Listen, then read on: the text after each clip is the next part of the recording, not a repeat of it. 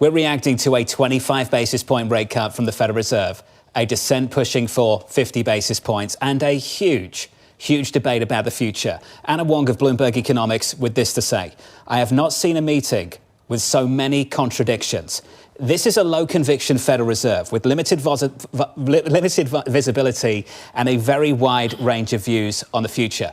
And this is why this market is so confused, captured by this move in the equity market on the S&P 500. Move lower, move higher, all over the place. This market is somewhat shaken. Bramo, this Federal Reserve has no idea what 2026 is going to bring, and this chairman did his best to articulate that. And I don't know that he sent a clear message because it's not possible to send a clear message. That sound you hear, that's the idea of forward guidance dying. Because ultimately, how can a Federal Reserve with this level of dispersion in views really give any sense of their reaction function? And to me, the idea that he said there wasn't widespread support at all for a 50 basis point rate cut and talking about this as a risk management rate cut flew in the face of the hopes and dreams of markets that were hoping for a bit more. And that's brilliant about forward guidance just evaporating. And John, it goes back to when you looked into the other room here, the south wing of our studios, and you looked at the dot plot, and the dispersion looked like a B-52 bomber's wingspan. Massive spread. Massive. We can talk about it right now, TK. At the very bottom of that spread is a dot that's basically projecting a massive amount of rate cuts for the year ahead. It's a political dot. A sub 3% dot. Tom, look above it. You've also got a dot there that's looking for a Federal Reserve that could be hiking interest rates over the next several meetings. These dots are all over the place, and Bramo, you nailed it. A risk management rate cut, two-sided risk, no risk-free path in a meeting-by-meeting situation. I think the chairman did his best here to form a consensus that probably didn't exist on the committee when they got together for the first day just yesterday. Yeah, I think that that's well said. He even talked about the labor market, that clearly you can no longer say it's very solid. But then he went on to say that any kind of headline disappointment was due to the immigration picture, probably in a significant part. This is the reason why it is a Federal Reserve that is unable to really present forward guidance, because ultimately we don't even know who will be doing the guiding and who will be doing the decision-making come next year.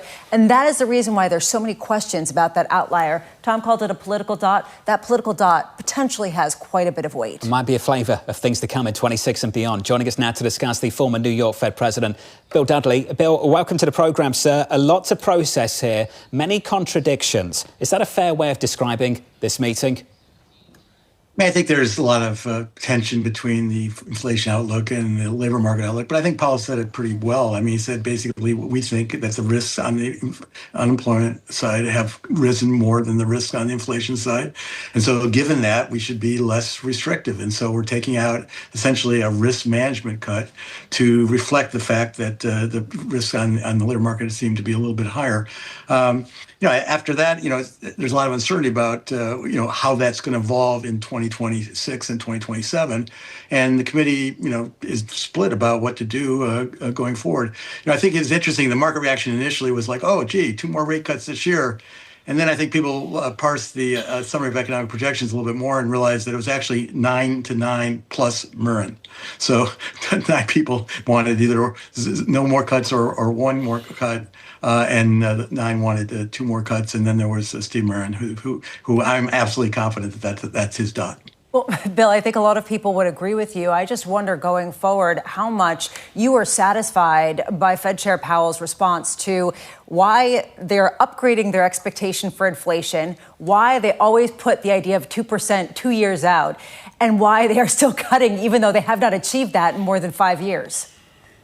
Well, if he didn't think policy was restrictive today, then they certainly wouldn't have cut. But he's starting with the premise that policy is restrictive; it's exerting downward restraint on the economy, and basically, given that the balance of the risk have shifted towards greater risks to the downside on the labor market side, he wants policy to be somewhat less restrictive. So this is a very modest adjustment, and I don't think there's a lot of, I don't think there's forward guidance at this point really that's meaningful, because it really is going to depend on how the market the economy evolves. I mean, look at the data just over the last couple of months.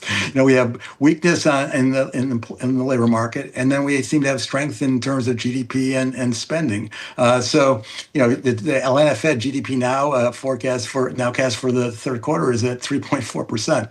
So there's a lot of uncertainty on the outlook. But this is an insurance rate cut. That's all it is, and it doesn't really foreshadow what's going to happen going forward. Bill Dudley, you're one of our best at dovetailing the dynamics of market economics into our academics. I think of Robert Hall, who was at Berkeley, and he went over to a school across the bay. I can't remember the name of it right now. Bill, I look at the inflation. Let's take East Hampton, Massachusetts, where when you were a kid, you were in school there. Sewage rates are up 33% in the last 24 months. Is this a Fed looking at a purchasing power crisis for too many Americans out to the December 10th meeting and into next year?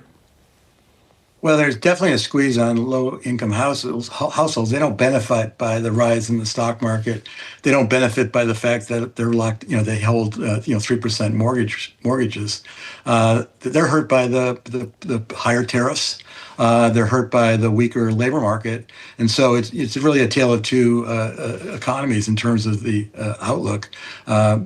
Monetary policy is a very blunt instrument, and unfortunately, the Fed can't calibrate monetary policy to sort of equally help everybody in the current environment. So who do they do it for, John? Global Wall Street? Is that the mandate? I was thinking back to, TK, my days back at school when I was a kid.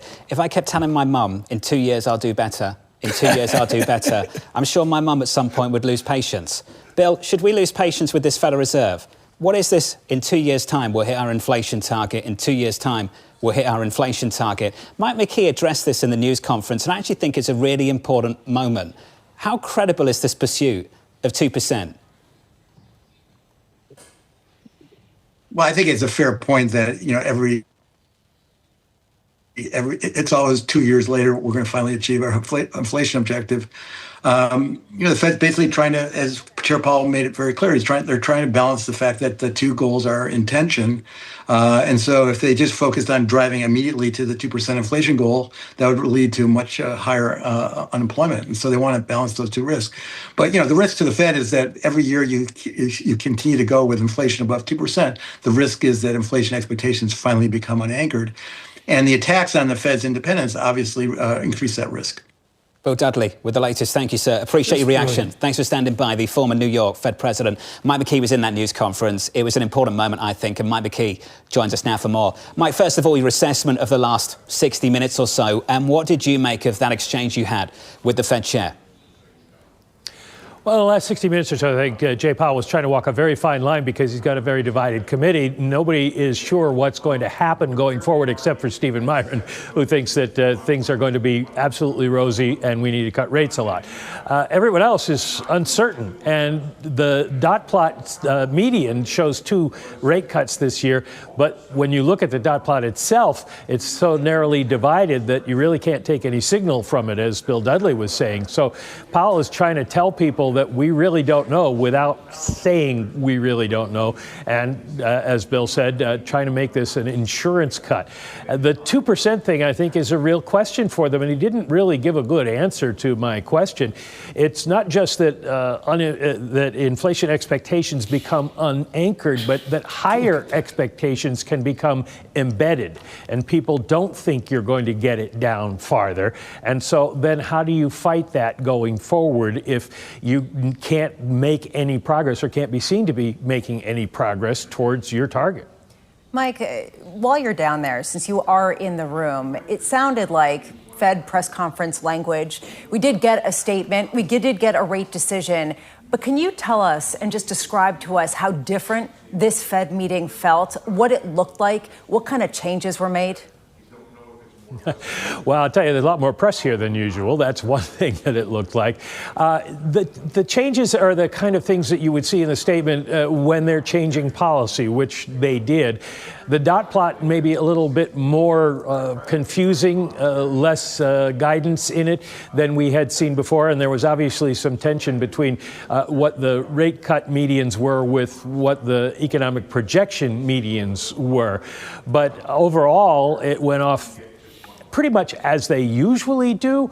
The Fed's statement wasn't that unusual. There obviously was the big elephant in the room of Stephen Myron that the chairman declined to comment on. He also declined to comment on Lisa Cook. He tried to keep it just to the Fed. So it really wasn't a hugely different dynamic, except that there were a lot more moving parts than we often see, or at least than we've seen in a number of years. Mike, just before you go, there was a moment there where I do think he addressed the Governor Myron question, the importance of one individual on the committee and how much sway they have on the FOMC, how they've got to persuade the other individuals in the room. And Mike, I think it begs the question, if that Stephen Myron dot, that Governor Myron dot, sub 3%, is a flavour of things to come, Mike, to what extent this committee will push back?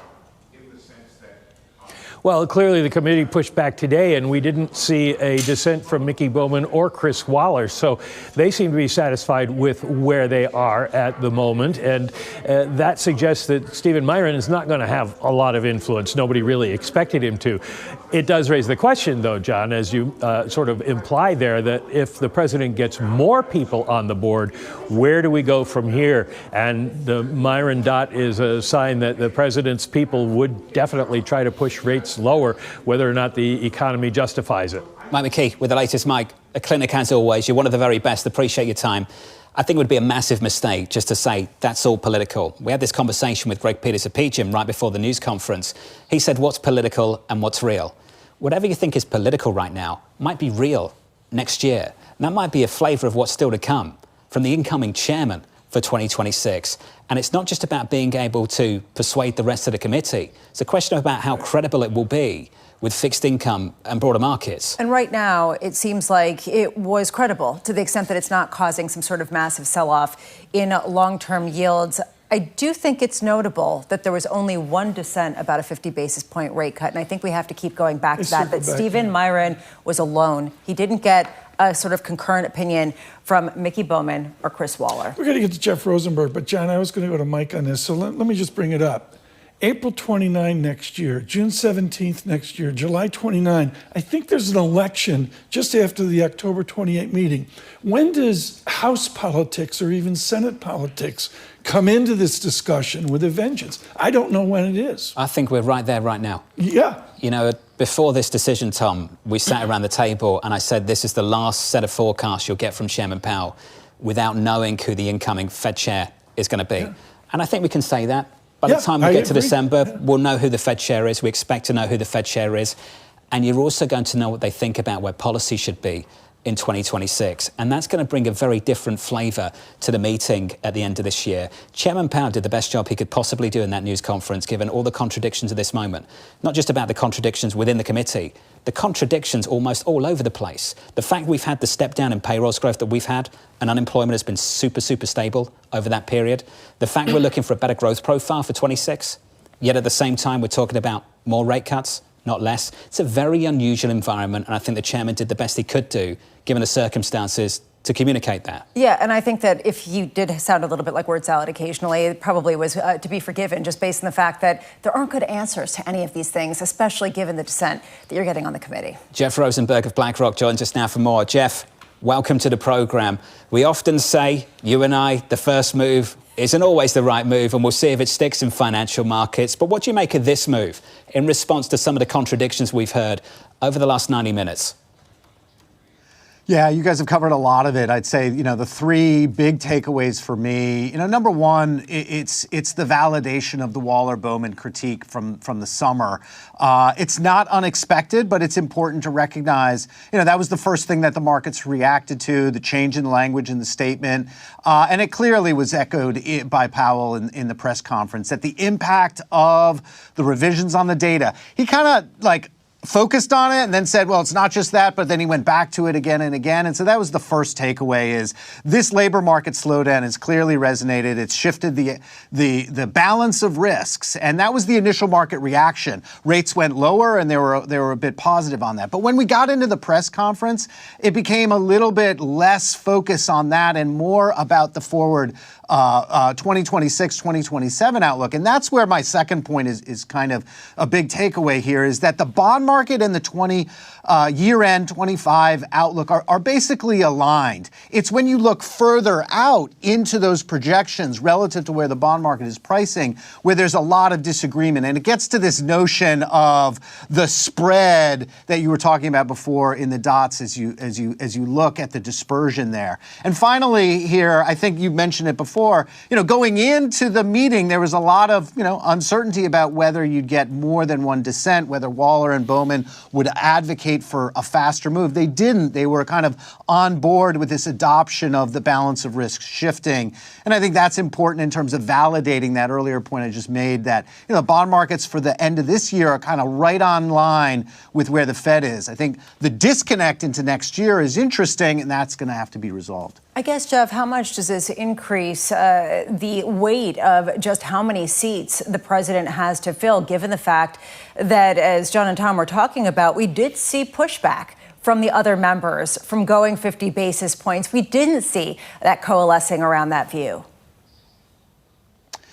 Yeah, that's going to be a big issue. And I think that's part of what you're seeing in terms of the disconnect between the dots today and the bond market expectations for the path of policy rates in 2026, because the path of actual policy rates is what the bond market is pricing. And the path that's written down today is based on the current makeup. Right. And so that's where you see effectively a disconnect in the bond market incorporating the possibility of a different makeup of the FOMC underlying the expectations or the distribution of outcomes for where policy rates evolve beyond the near term where you see really clear alignment. Jeff Rosenberg, I assume you survived probability and statistics at Tepper at Carnegie Mellon. What's the standard error these fancy guys at the Fed are working with? How certain can we be of the path forward? Or are they really making it up meeting to meeting as they go? Yeah, it gets to this dispersion within the dots, and it gets to something Powell he mentioned a couple of times, which I think is a really important way of thinking about and framing this moment in time for the bond market and for how the bond market follows what the Fed does. And he said there is no risk-free path.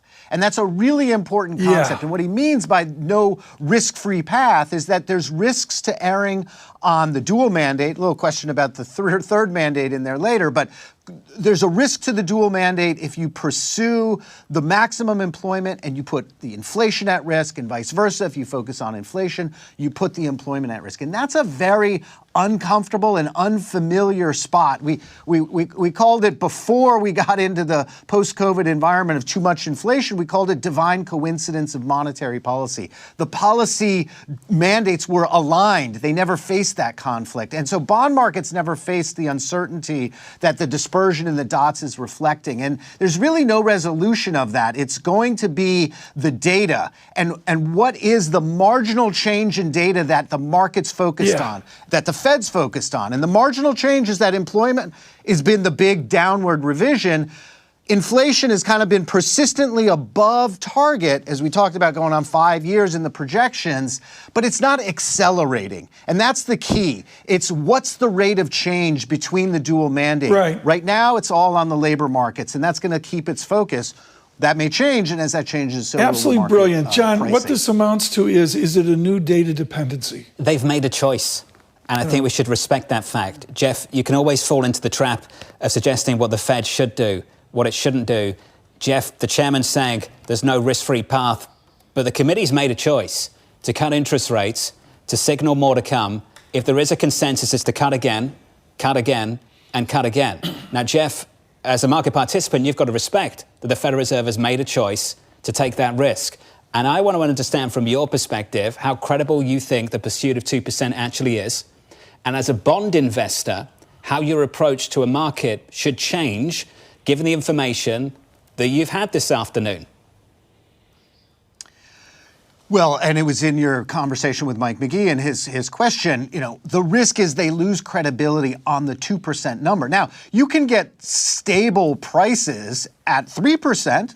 as long as it's not accelerating, but you're not reaching your target. So it's shifting the target and you lose the credibility and the anchoring to a 2% level. What does that mean? It means a higher level of long-term interest rates. It means a higher level of term premium. And to the extent that you get more variability as a result of not only hitting 2%, but being persistently above it, you get a higher inflation risk premium. And all those things factor into how we price in term premium, the value of the long end of the curve, the value of inflation and inflation protection. And the longer you go on above that 2% target, the more and more we start to price those things in. But my earlier comments is right now everybody's focused on the labor markets. And the key here, the key presumption that we're going to test is that inflation that's still coming down the pipe in terms of the tariff pass-through, is that one-off? Everyone's pricing it in to be one-off. Hopefully that's correct. But the data and the evolution of the data and the relative change between the inflation and the labor market data is going to shift that focus. Right now, the back end's pretty contained because the inflation data isn't accelerating at the same time as the labor market is decelerating. Yeah, but Jeff, to build on what John's talking about, if this is essentially a central bank that has chosen, and they chose the labor market over inflation, then you would expect there to be a much bigger risk premium on some of the long-term bond yields. It's come off. And I just wonder if, let's say, President Trump selects Chris Waller to be the next Fed chair, how much does that risk premium come back because it takes off the prospect of more aggressive yield curve control? In other words, how much is a sort of subdued reaction in long-term bonds sort of predicated on this idea that this will be a very creative Federal Reserve and a very creative Treasury Department? I mean, I think on the prospects of innovation and a change in policy, I think a lot of it will have to be the actual actions as opposed to the potential for those actions. Very hard for the bond market to price in those changes in policy until the likelihood of those other scenarios in terms of policy innovation are more clearly identifiable in terms of the probabilities. Right now, they remain kind of in the realm of possibility, but as long as they're in the realm and not in the likelihood, it's hard to price those things in. I think the second piece around it is really going to be how the data evolves to inform both those policy choices and the relative trade-off between this lack of risk-free path. If inflation is accelerating and the labor markets are not decelerating, then the shift in the focus can flip to inflation. How do policymakers react to that? And is that reaction consistent with how the bond market is pricing? I think that's how we'll evolve as we see these changes in policy alongside the changes in data. If we get Chair Rick Reeder, I'm loading up on bonds. Okay, Jeff? I'm going to let you go. You don't have to respond to that. Don't get in trouble. Thank you very much. You run. Jeff Rosenberg of BlackRock. Thank you, sir. Governor Myron, what are the odds he becomes Chairman Myron? What are the odds that someone like him joins the committee? And what would that do to the perception of this Federal Reserve? And how would it change financial markets? That dot there is really, really important for 2026 and how we should be thinking about this institution and what their approach will be, how it will change, how persuasive, how credible it might be. We've got to ask some big, big questions about next year for monetary policy and financial markets. Yeah, and the difficulty in understanding whether the market is actually responding to that dot, right? Are we getting a sense of what the market's reaction would be to that type of approach to monetary policy, or are people dismissing it? This is not somebody who was able to get some of the other members to come on board with him. And so it is just one person on a committee. More than ages, years, I'm looking meeting to meeting to meeting. It's a Fed that's going to be overcome by events. Will you wake up a little bit earlier and join us tomorrow? Do you fancy that? I can Are you going to stay in bed? Come in. No, What do we have to pay TK to make you wake up earlier in the morning? I got the Bentley. It's getting the car down Fifth Avenue is really difficult. It's difficult. But if you want, they talk about the haves and the have-nots. Talk to my people. This right here. Just buy a Bentley.